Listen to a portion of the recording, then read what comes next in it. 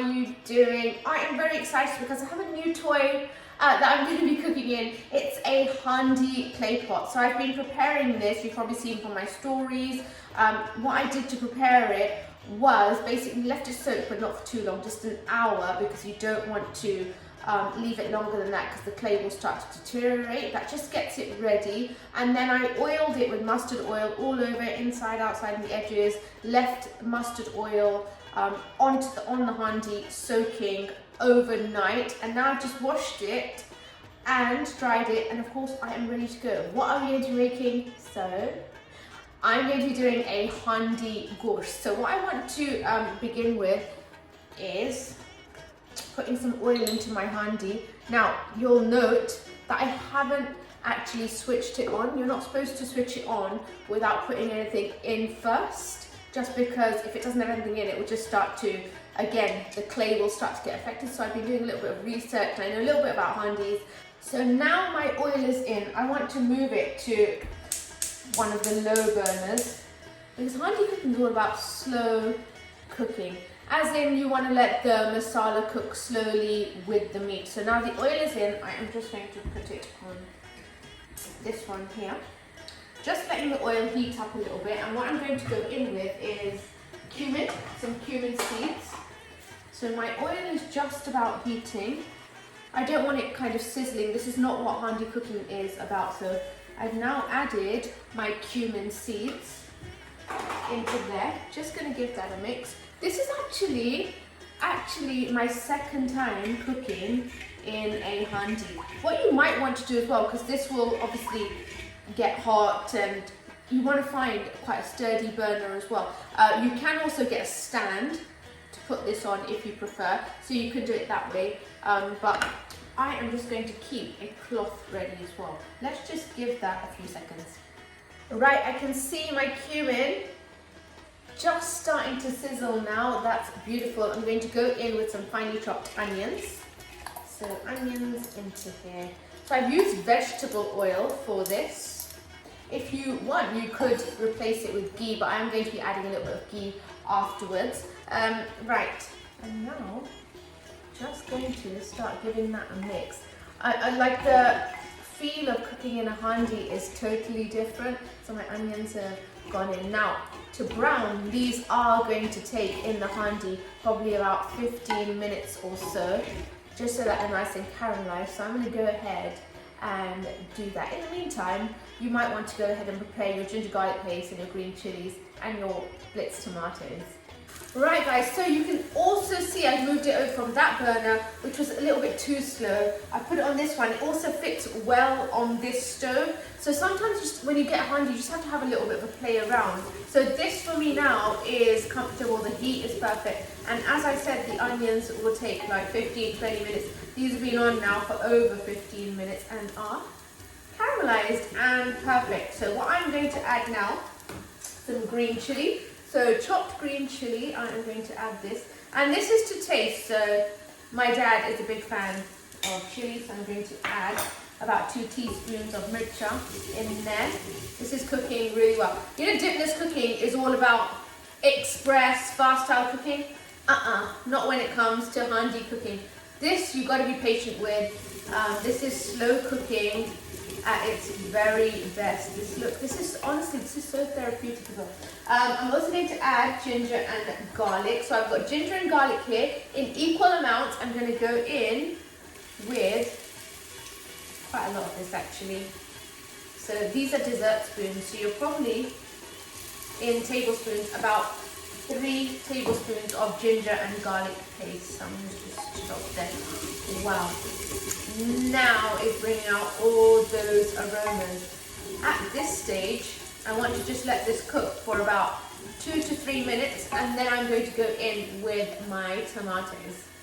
Okay, this is now perfect. I'm going to go in with my tomatoes. So slowly, just add my blitzed tomato. Actually, I blended this. So I'm just adding my tomato. I might not need all of it. I'm going to add a little bit more. Okay.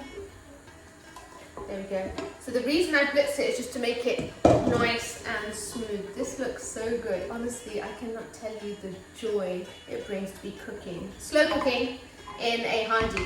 Right, let's spice this up as well right now. So first of all, I want to add some turmeric for color. So haldi goes in to my tomato. I also want to go ahead and add my red chilli. We've added green, so we're adding the red now to balance this out. So the green is the one tip of your tongue, the red comes afterwards. Once they balance, it creates magic. Okay. And I want to go ahead and add some coriander powder. So coriander powder in there as well. All my masala is going in at this stage. And also some cumin as well, cumin powder in there. And also want to go in with my seasoning too, so salt. But we can adjust this. So I've added 1 1/4 teaspoon. That can be adjusted at the end. Don't just add so much right now. Wow, this is already starting to bubble. My masala is already starting to cook. This looks so good already. Wow. Okay, and now I want to also go in with the ghee. So this is my secret ingredient. Instead of butter for this recipe, I'm of course adding ghee. Come on, with traditional cooking, we have to do it like it was done back in the day. Right, ghee has gone in. Now, of course, it's a masala, it's still going to bubble and spit at you. So I do have this lid here for covering my sauce when it starts to spit too much. But again, this is on, you know, it's on a small burner, it's not fast, it has to be cooked. I mean, I don't want to call this slow, but it has to be cooked slowly. I mean, when you're making a masala lamb, Dipna can make a masala lamb in under an hour, right? But this one is going to take you like a good 2 hours, so just be prepared. Now, let's give this masala, normally it's about 5 to 7 minutes and it splits. This is probably going to take about 20 minutes. I'll see you then. So guys, it does take long, but it is so worth it. Okay, my masala is perfectly cooked. So I put the lid on, and you want to be really careful as well. I've been giving this a mix probably every 1.5 to 2 minutes. So you can see my masala has split so well.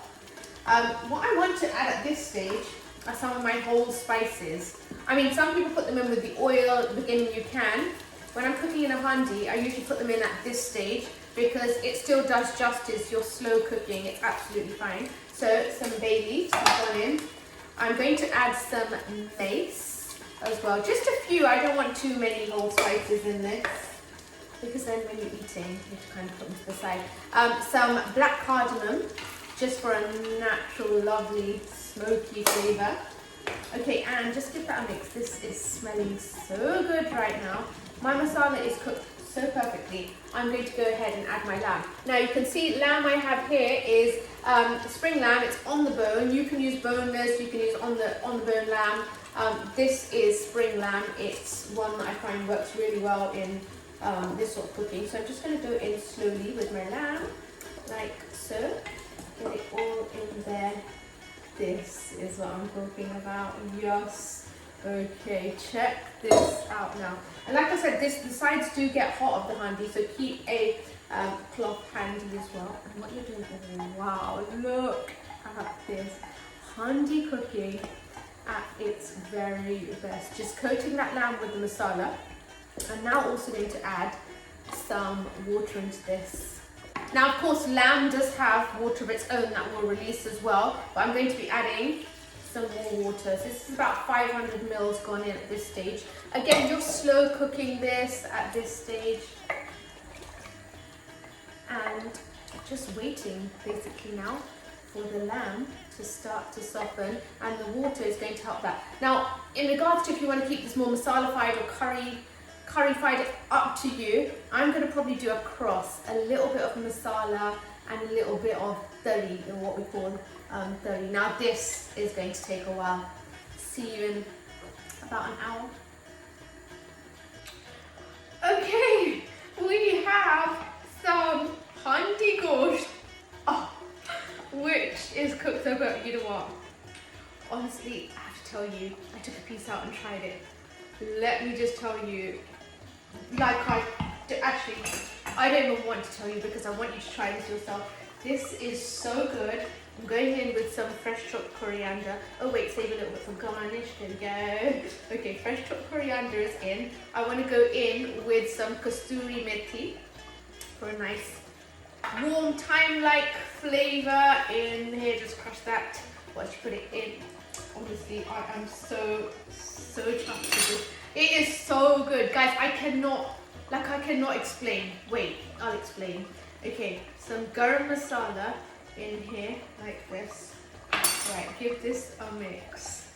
Now, this literally needs like 2 more minutes, and then it's done, and then I can taste again. Guys, we are done. Okay, right. You know what? Just watch this. This is so, Haandi cooking, I'm telling you, is the way forward. It's my new favorite thing. Wow. Right, here we go. I'm sorry to do this to you. I'm also going to show you a close-up in a second. Just wait. My goodness gracious. This is, I'm not exaggerating, not kidding. This is too good. Guys, I hope you have enjoyed that. I promised to show you the inside of the pan, what this looks like. This is done. I can enjoy it with rice, roti, even naan bread, even on its own. That's how good it is. I hope you have enjoyed that. This is wicked. Please go ahead and try my Haandi Gosht. You need one of these Haandis. I'll put a little story up of where you can get that from. Honestly, right, let me show you a close-up, guys. You guys take care. See you soon. God bless. Bye-bye.